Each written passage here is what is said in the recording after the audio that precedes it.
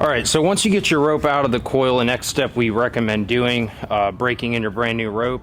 What I like to do is I'll take my brand new rope and I'll go ahead and get a bucket or a big bin, and I'll go ahead and soak my rope for a few hours, and then I'll lay my rope out and let that sun dry to kind of help shrink up that jacket a little bit. Usually fresh off the machine, the jackets aren't always 100% perfect, especially when you end up, when you have an eye splice and or even a sewn eye. That jacket and core has been manipulated in some way, so you are going to have some extra jacket. Once you get that step complete, once your rope's completely dried out and all that good stuff, we're going to go ahead and milk the rope out. So what this does is we're going to get all that extra loose jacket out that's caused from having a splice on, or some of that loose jacket you might have from it coming fresh off the machine, and get that out to get the best experience out of your rope. So the tools you're going to need for this is simply just going to be a hitch cord and a carabiner. In this configuration, this is just a single line configuration. We can also set this up in a double rope configuration. You can put your hitch climber on, all that kind of stuff, if you don't have as much room to run out the whole length of your rope. So what we're going to do is just go ahead and tie our hitch on here, attach our carabiner. If you have your saddle on, you're in a little bit more of an open area, you can actually just attach this carabiner to your harness and put a little bit more body weight into it to kind of make things a little more efficient. For this demonstration, I'm just going to be holding it by hand and kind of putting some pressure on it.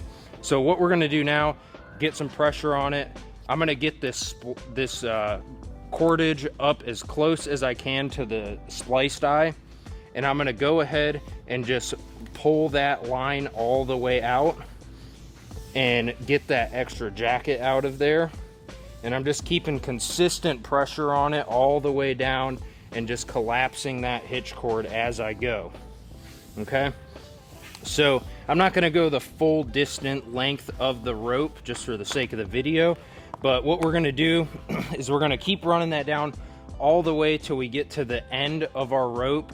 And then at the end of your rope, typically off the press, it's going to be cut and burned, so that end will be melted. Before you milk your rope, the best thing to do is go ahead and cut that end off that's melted. We're going to tape that back up so the end doesn't fray out, and then that'll allow that extra jacket to slip off. Once you get to the end of your rope, you're going to go ahead, tape it, make sure it's good, and you're going to cut right at the end where that jacket starts to come out and separates from the core.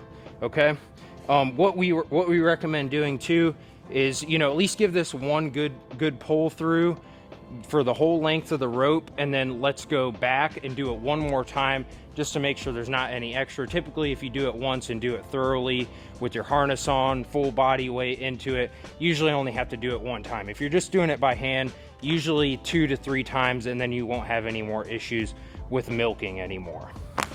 As far as that goes, that's pretty much going to be it for your care of rope out of the box. And again, we just want to say thank you for getting your new rope from Arbo Space.